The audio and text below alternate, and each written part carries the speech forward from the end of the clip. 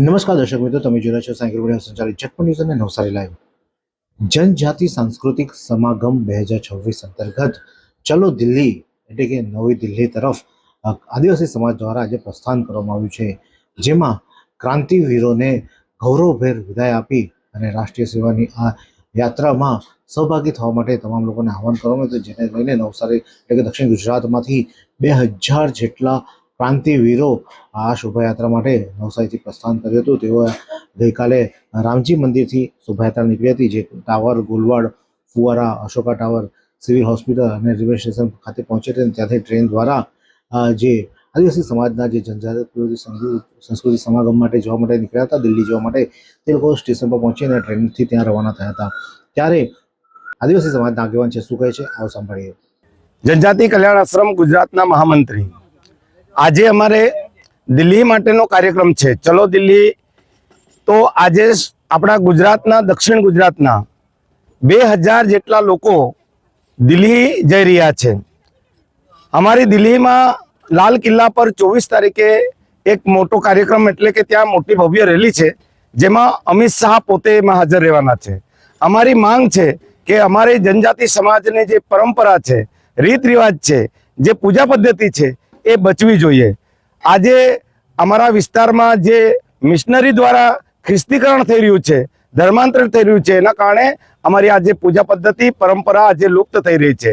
અમે સરકાર પાસે એ માંગણી કરીએ છીએ કે જે લોકો ધર્માંતરિત થઈ ગયા છે એમને આ એસટીની યાદીમાંથી બહાર કાઢો, જેથી અમારી પરંપરા જળવાઈ રહી. અમારા લોકોને અમારી સંસ્કૃતિ, અમારી પરંપરા એનાથી જ જળવાશે. નહીં તો આ જ પ્રકારે જો ધર્માંતરણ થતું રહેશે તો ભારતમાંથી આદિવાસી સમાજ નષ્ટ થઈ જશે. એ માટે થઈને આજે દક્ષિણ ગુજરાતના 2000 લોકો દિલ્હી જઈ રહ્યા છે. સમગ્ર ભારતમાંથી 2 લાખ લોકો ત્યાં ઉપસ્થિત રહેવાના છે. તો અમે પણ આ દિલ્હીના કાર્યક્રમમાં બધા સહર્ષ તરીકે અમે જઈ રહ્યા છે. બધાને રામ રામ. આદિવાસીઓના હક માટે આ એક યાત્રાનું આયોજન કરવામાં આવ્યું હતું, ને જેમાં આદિવાસી સમાજ અત્યારે હાલમાં દિલ્હી એકત્ર થઈ રહ્યો છે. 24 તારીખે ત્યાં એ લોકોનું સંમેલન છે, જેમાં અમિત શાહ પણ ઉપસ્થિત રહેવાના છે. તેવી પણ અત્યારે હાલમાં બાંહેધરી આપવામાં આવી છે. ત્યારે આગામી દિવસોમાં કેવું આયોજન થશે તે પણ જણાવીશું, પરંતુ અન્ય સમાજના આગેવાન શું કહે છે, આવો સાંભળીએ. इतने सारे मुखवास, यही सोच रहे हो ना आप? रिफ्रेश के पास है मुखवास की बड़ी रेंज. सर्च करो, क्लिक करो, लाइफ को रिफ्रेश करो. જનજાગૃતિ સાંસ્કૃતિક સમાગમ આદિવાસીઓ, આખા ભારત દેશના આદિવાસીઓ ચલો દિલ્હી કરીને ક્રાંતિ મેદાનથી આખા દેશના આદિવાસીઓ એક શોભાયાત્રા રૂપે ક્રાંતિ મેદાનમાં લાલ કિલ્લા પાસે ભેગા થશે અને સૌ આદિવાસીઓનું અમિત શાહ, આપના દેશના ગૃહમંત્રી શ્રી, એને સંબોધન કરશે.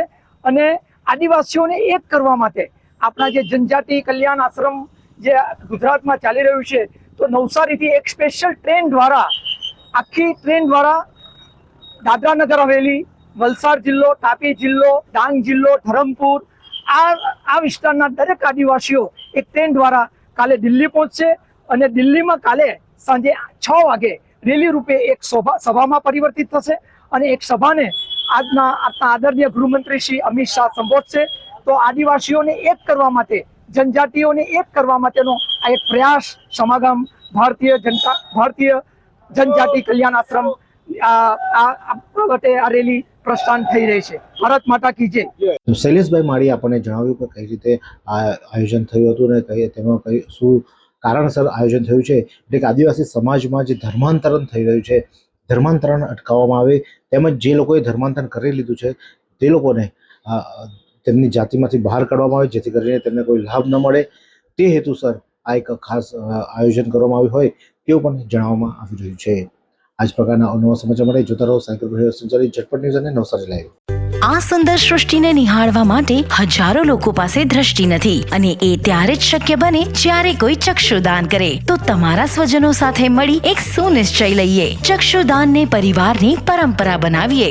Visit Sant Punit Chakshu bank, Rotary eye institute Navsari. Call 7069006329.